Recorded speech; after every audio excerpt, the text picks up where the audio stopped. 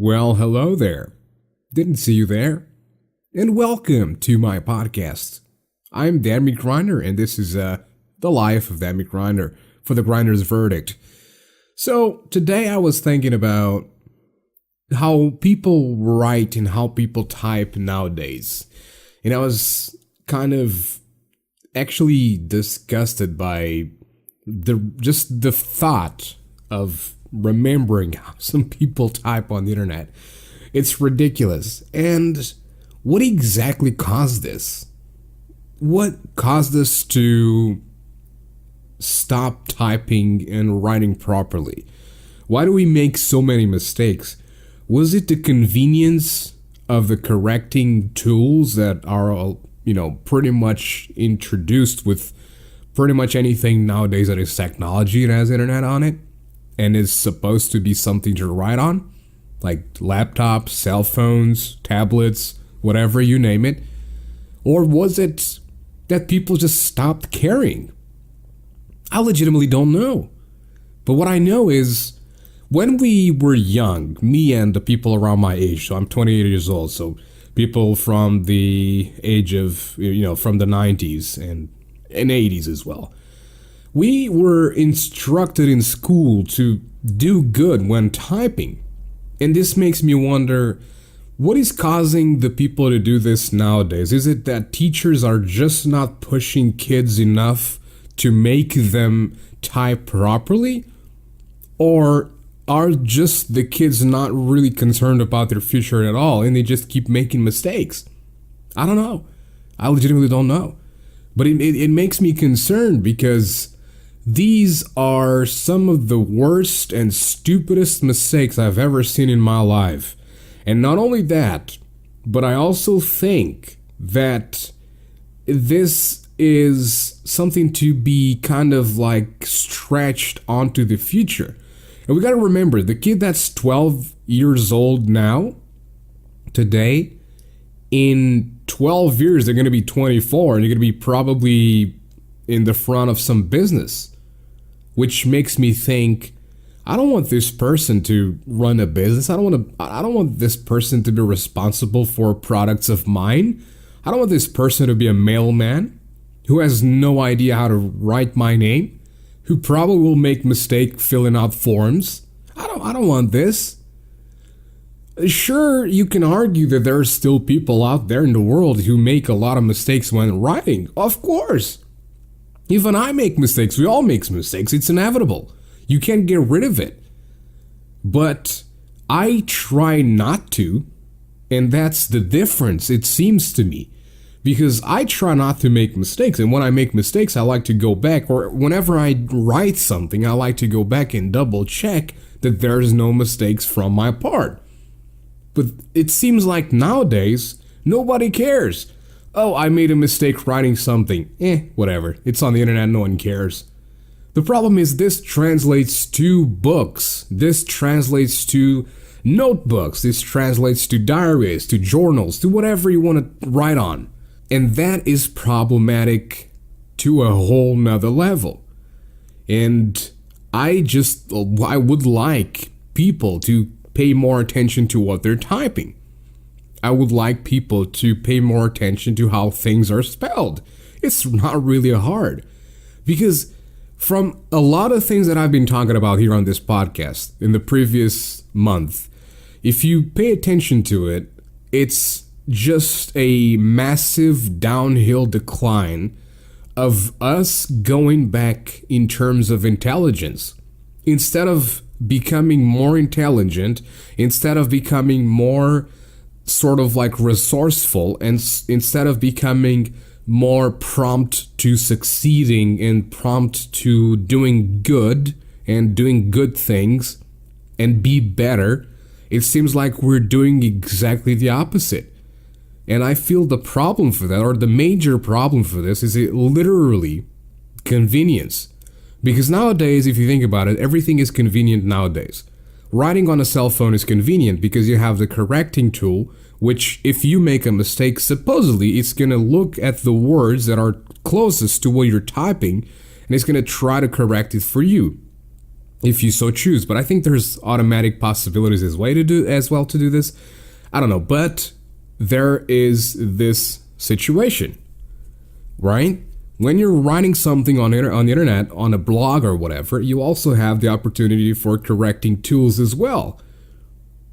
But this only makes us more lazy, and this only makes us disregard that sense of, I need to do good, I need to behave good. And this translates to real life, as I said before, because look at how kids are acting up nowadays. You know, it's everybody gets a prize for participating, so nobody really cares about winning. It has become just, oh, I'm there, I participated, I'm good enough. We are promoting a whole new level of ridiculously stupid behavior that is not healthy for neither our future or their future. Because these people are not people who will strive to win, strive to succeed, to be better at whatever they are doing. Right now, as I've mentioned multiple times on this podcast, I'm trying to do voice acting. And every single day I try to practice, I do a little bit of voiceovers, not even whether I'm recording or not, it's not really important to me as long as I practice it. As long as I have the capabilities of approaching the microphone and behaving like I am going to do my very best to do this. This is how I approach things. And not just for voice acting, not just in a professional level, pretty much for everything I do. When I was 13 years old, practicing vocals for death metal, I was trying the very best I possibly could do. You know why? Because I went to an audition here with a local band, and I sounded horrible, and it was awful, and it was humiliating to even go there. And they try to be nice, but I knew myself that I sounded like a chicken who was decapitated and wondering what the hell to do. And if you're wondering how does that make any sense? Because if the chicken is decapitated, then there's probably no sound because of the, I'm sorry for the graphic images that possibly are in your brain right now, but I'm just trying to make an analogy and trying to explain to you that it is what it is, and that's how I sounded. It's a very particular sound that was just awful to hear. Anyways, I practiced, and I wanted to be the very best I possibly could be. Guess what? I reached that level, and I became better every single day. I tried to do more, and every single day, I went for practicing vocals. I was becoming better and better every single day I did it.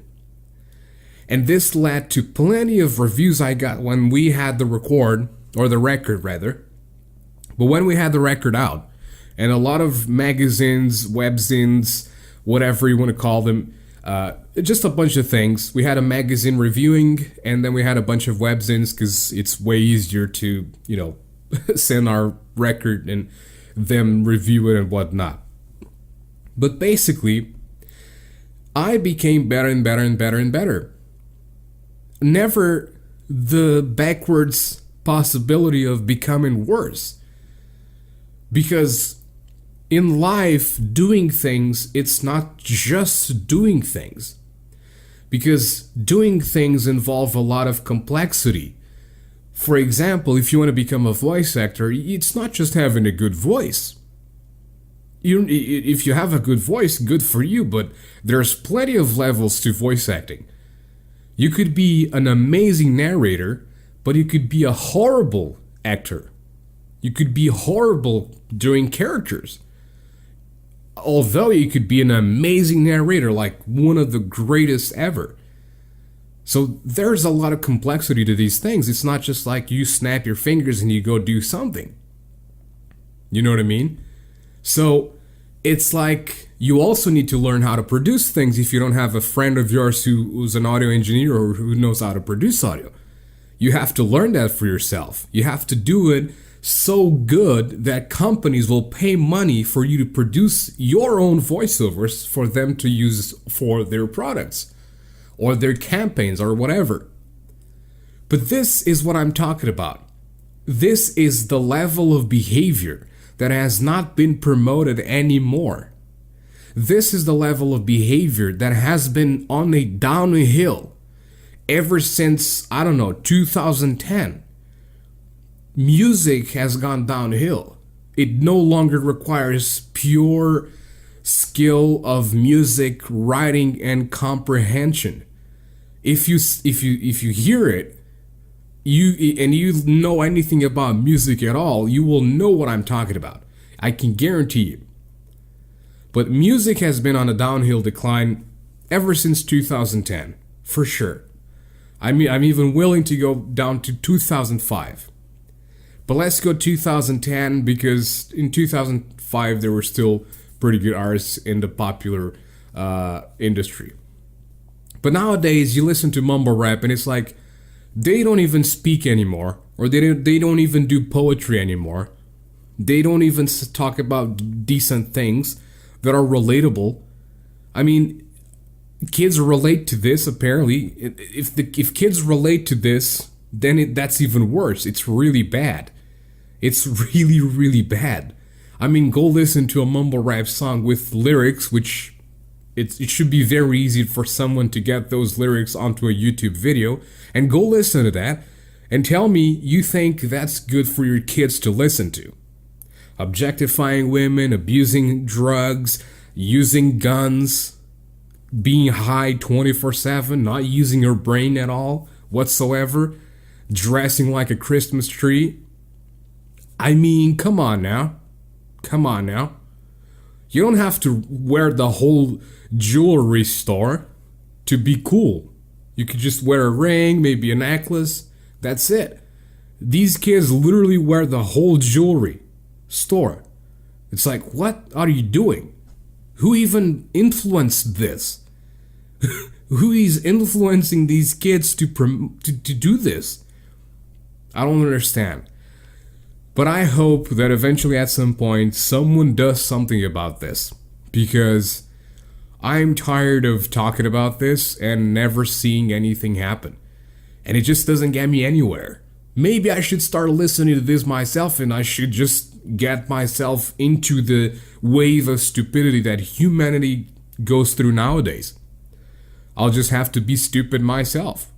Hell, I am very stupid. I love stupid comedy and stuff. I guess I'm just woke, I guess. Anyways, thank you guys very much for listening to this one, and I'll see you guys on the next one.